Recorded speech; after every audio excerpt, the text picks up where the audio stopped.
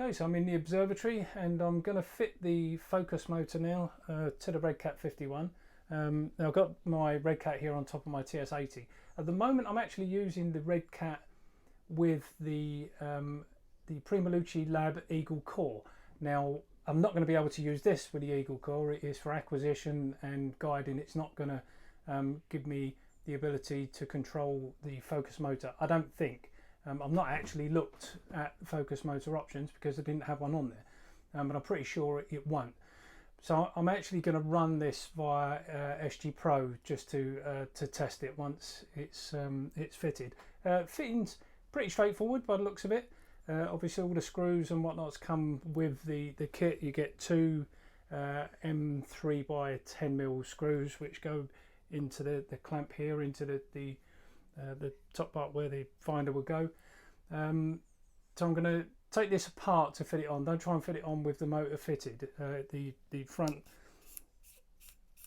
screw there, the retaining ring just comes off and then the motor slides out, so we can fit the bracket on its own first. So I'm going to go ahead and do that.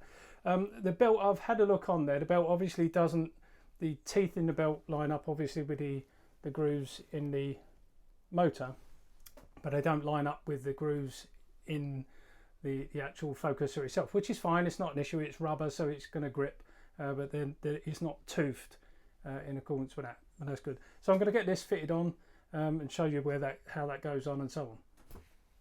Okay, so we're ready now to fit the focus motor bracket on the clamp here. So the belt, the tooth belt, literally just slides over the end of the OTA. And you can just drop that on there for the time being. That's just going to be out of the way. So we've got the two screws that were supplied. So now you just need a 2.5mm Allen key. I've got a screwdriver type one, so we're going to put one of the screws in. Just get it started. You don't want to do it up tight until the other one's in, just so that you can get the alignment right. We'll pop the other one in. Do that up, just move the belt out of the way. I don't think it needs to be particularly tight, you know, it doesn't need to be super tight, so don't go stripping the threads. You know, this is all aluminium, so it doesn't need to be super tight. We're now going to pop on the motor, focus motor. So obviously, you know, as I said before, that's an eccentric system, so as you rotate it, it tightens the tension on the belt. So we'll just pop this in, just put the retaining ring on and then put the belt over. Now one thing that I would say is that you can tension it either way, so you can rotate it anti-clockwise or you can rotate it clockwise, but I think it's actually going to work better if you rotate it clockwise, because as you tighten it and then tighten the retaining screw, it will tend to tighten on rather than trying to loosen. So that now is on. Belt's nice and tight. That's all nice and tight. That's really simple. As with everything in astronomy, be very careful not to over tighten. You know, the belt tension wants to be tight enough that it's gripping the rubber, but not so tight that it's really putting a strain on the motor and the bearings. Just tight enough. You want a tiny little bit of flex in that. You don't want it rock solid so you can't move it at all. Just a tiny little bit of flex in it, just so that you can see it's tight enough. So this is the focus motor now fitted. As you can see, there's a little lip on the edge of the boss there, which stops the belt coming off the end. Obviously you don't need to get it, when you fit it, you don't need to get it exactly aligned. As the motor rotates and the focuser rotates, that will self-align itself. That will all come into alignment. Get it somewhere near. You know, you can look there, I've got it fairly straight, but it's only by eye. It doesn't need to be measured off the edges or anything. It will self-align as it goes on, and the fact that it's got this little lip on there, that will stop it coming off the end of the motor. And don't forget at this point to make absolutely certain that your lockdown ring, your clutch, is completely disengaged, because obviously the motor is now going to hold the focuser in position, so we don't need the clutch engaged. So make sure that's well backed off, well out of the way. Well, we're all connected up now, so we've got the Cat 5e cable that's running up to the focus motor there, We've obviously got the 12-volt power in, we've got the hand box connected, and we've got the USB cable in. So for the time being, obviously I'm just testing this initially, so I'm just going to pop it inside my message mount there, just to keep it out of the way. I think that's my only criticism at this early stage, is the fact that there's no screw holes. You know, I would have liked to have probably seen perhaps a couple of tapped holes in the back where you could put a mounting system on there, but there's nothing. So it's kind of, I could see this being a little bit awkward to mount anywhere. But at the moment it's fine, you know, I can just pop it out of the way. I'll probably stick some self-adhesive magnets on the back so that I can just stick it to the side of the mount or something for the time being, and with a hand controller as well. So obviously we've got the hand controller is plugged in by the flexible cable, so you can walk around with that as well. I'll be controlling this via Secrets Generator Pro, so I'm probably not going to be using the hand controller, but I'll show you how it works in any case. And the power in, you see the 12-volt power in there, is just to my Pegasus Mount Hub Pro on my Skywatcher. So yeah, we'll get it all powered up and see how it works. For the time being, I've just actually popped the unit inside my Messue 200, so you can see when you power on, you get the power on light and you get the USB light. So at the moment I've just got the hand controller plugged in, so we're going to run it. And remember I said that on the hand controller you have the 3 LEDs. So we have the green is 100 steps, the amber is 10 steps, and the red is 1 step. So we'll have a look. We're on green at the moment, so green is 100 steps. So I'm just going to turn it. So for each positive click, that's now moving 100 steps. I think if you, yeah, so if you push, it carries on, so you don't have to keep flicking it if you want to go the full extent of the travel. You just push multiple times and it carries on running, then you just move it and it stops. So if I now push it once, we're now on to amber. Oh wow, okay, so this is 10 steps, so I'll try and zoom in there to see if you can see. This is 10 steps, so that's quite fine. And then we'll push it again. This is now red. And this is 1 step. Now that's, you can barely see moving at all. I can tell you that it is moving, but it's certainly not moving very quickly. So this is actually going to be really, really fine resolution. That's great. I'm quite happy with that. Well, that to me seems pretty good at the minute. Nice and quiet. Certainly doesn't look like it's gonna slip. No vibration. No. Now the one thing I do want to run over with you quickly is the focuser limits. The controller has inner and outer limits.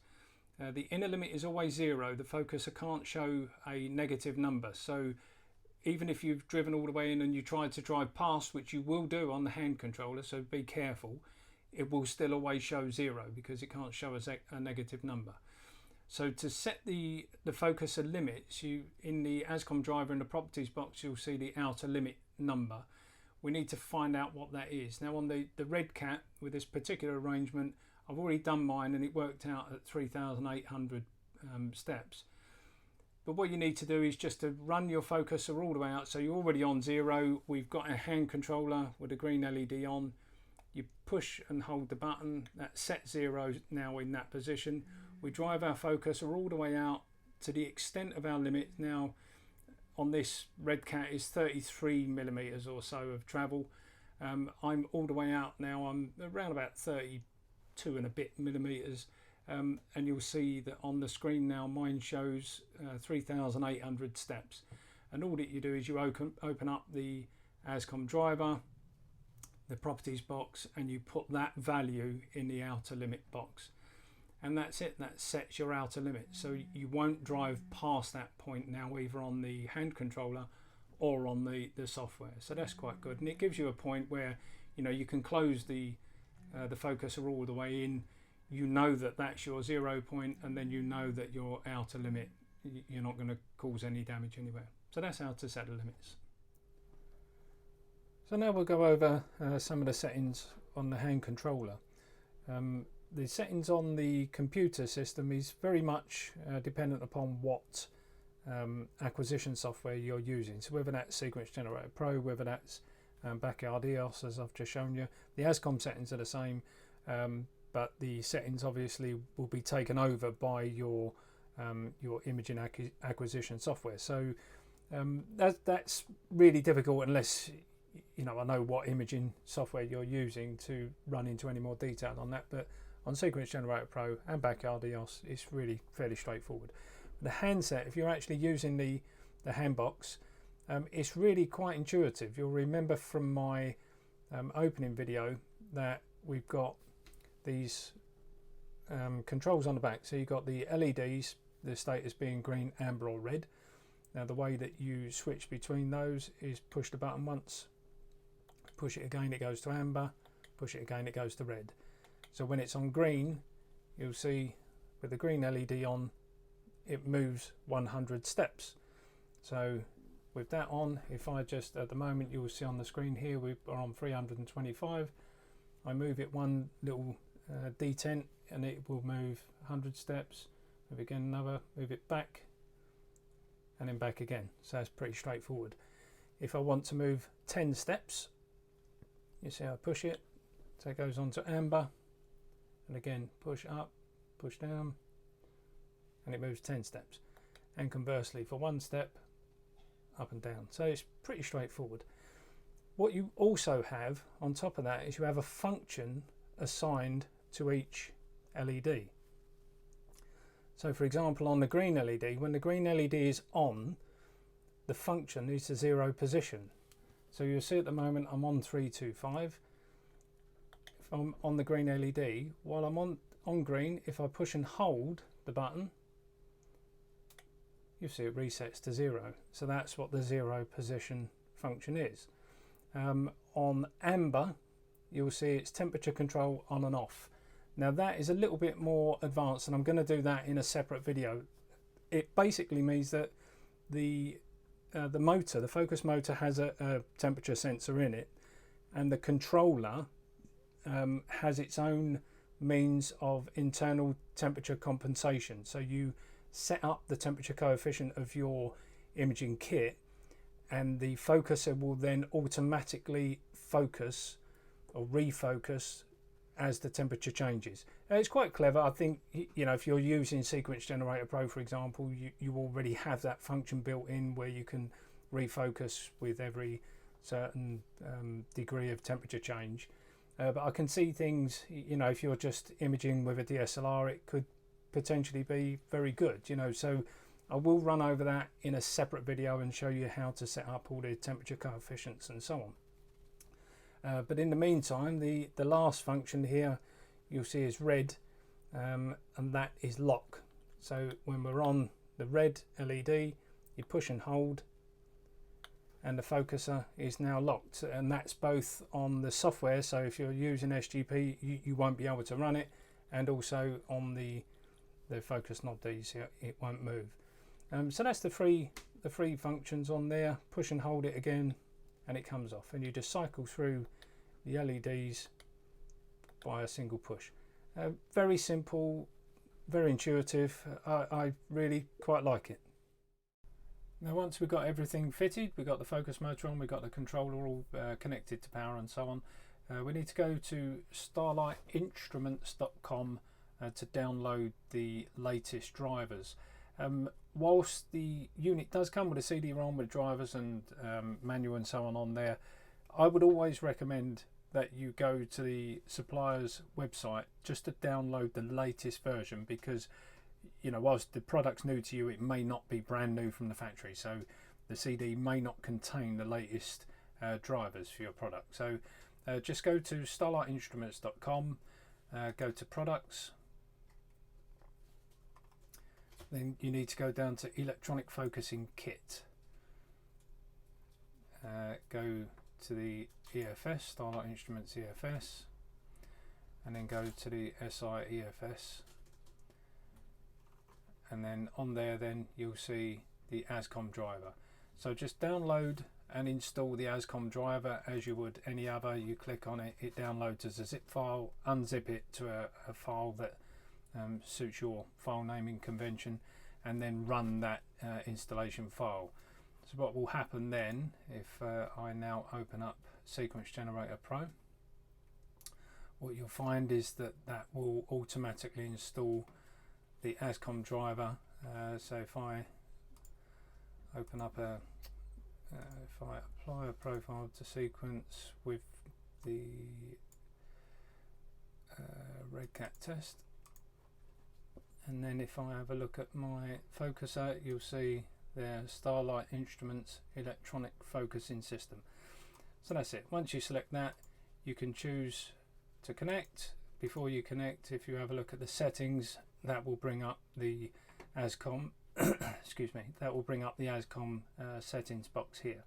I will run over all of these settings in more detail on a separate video. There's a couple of important things, in fact, or one important thing in particular: lock on disconnect. That you will need to set, and the reason for that is if you don't automatically lock the system on disconnect, you'll lose your focus account from the night before. Now you can lock that either from the handset, as I've shown you. You've got the function control with the red light on, the red LED on, which is to lock the focuser position. And what that does is it writes the current focus position into non-volatile memory. You need to do that if you're not using a handset, you're running on something like Sequence Generator Pro or other systems using it. You need to lock on disconnect, so that as you do that, it basically forces the controller into a lock condition, which then writes that focus position. So when you turn on the next day, your focus position will be what it was the night before. Otherwise, when you turn it on, it will be 0. So those are kind of more advanced settings, particularly temperature compensation. So as I say, I'll go over those in a separate video.